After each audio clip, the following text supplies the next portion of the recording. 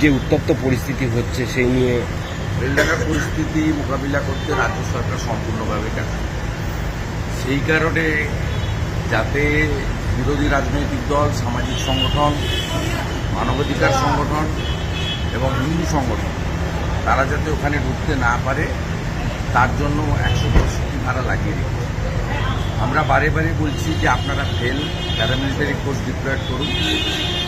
এখানে paramilitary force diploid হচ্ছে না এবং হিন্দুদের সংখ্যা কমে গেলে কি হতে পারে পরিণতি সেটা বেলডাঙ্গা উদাহরণ।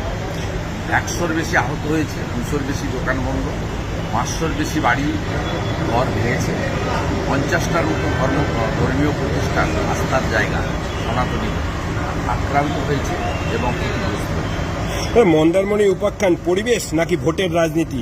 দ্রুত বৈঠক নবান্নে। মন্দারমণির যে হোটেল